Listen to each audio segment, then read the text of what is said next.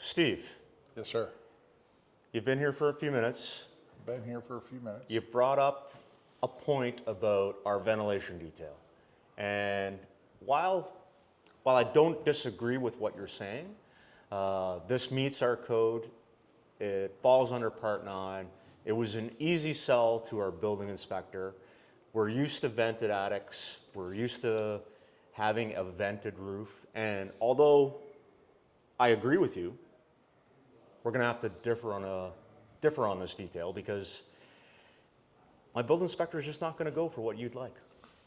Well, I don't know if you've tried to explain it to him, but that's all right. Your detail certainly works. I mean, it doesn't really matter.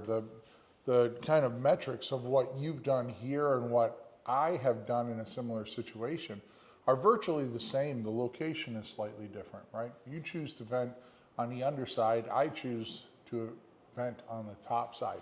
Now, the only real benefit to my system is I get an extra, 2 inches of insulation.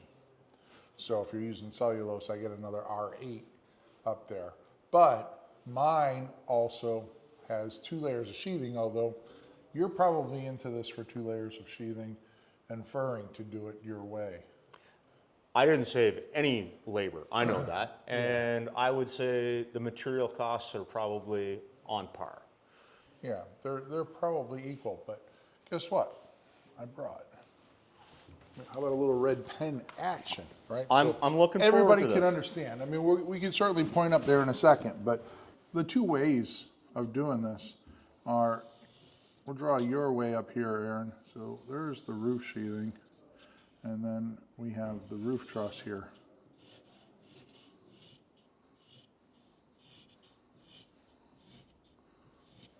All right, and what you did was you chose to put the venting in down through here. So if I look at a section through that, we basically have the roof sheathing, you have your roof trusses,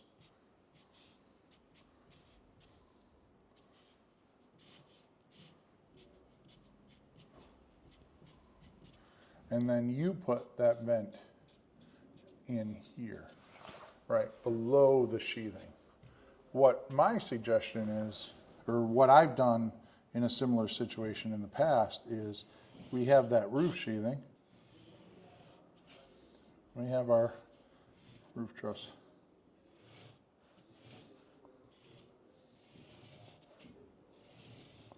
And then we have our roof sheathing here.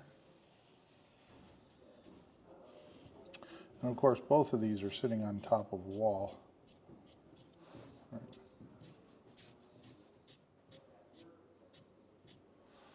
And what my suggestion is to come up here and put a 2x4 on the top side here, but extend it past the 2 feet, and then sheathe that.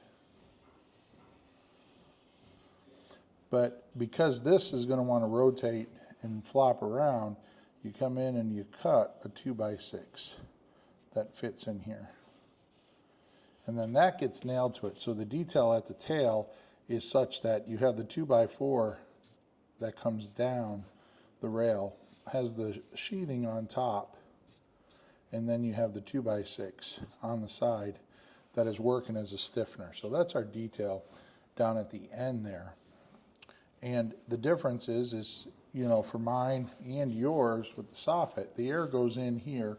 You have to block this off and get the air up into that system. In mine, we can hold that plywood a little short. We can get the air up and get it into that system on top.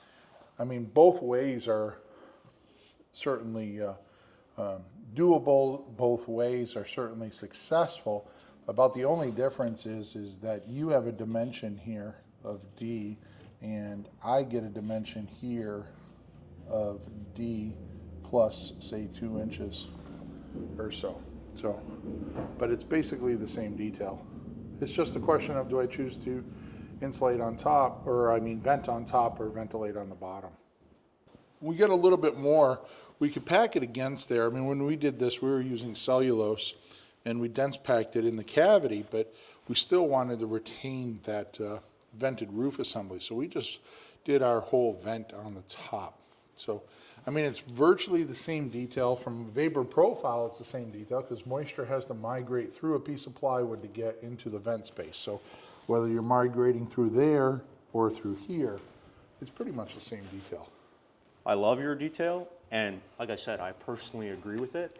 It was just a hard sell locally because according to our code, we're supposed to have 63 millimeters of venting. And now that's open to interpretation. And without an engineer stamping off on that and a few other things. What's an inch and a half? Inch and a half is 75. Nope, It's 25.2 per inch. per inch, yes. Oh, we're at Yeah. an inch and a half. 63 so we're at is 2.5 36 or inches, so. we'll Yeah. say. Yeah. Okay.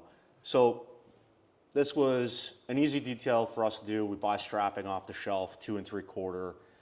It was easy to explain to our inspector. Yep. And with 22 inches of cavity left to dense pack, we're still okay on our value. There's nothing, you know, we might even be approaching diminishing returns in that case. I don't know.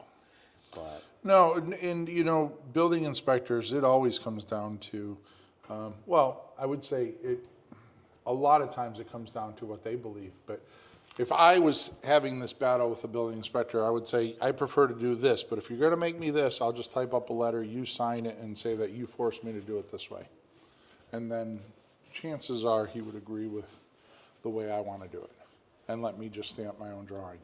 But I understand the situation you're in. And it's not like I'm trying to, so y'all understand, I'm not advocating this is far better than that. I'm just saying, we had a single sloped roof on a passive house, and this is just how we chose to solve for it. Because the other thing the builder did was, he made up these legs in 8-foot legs with the little tail, and he built it on the ground.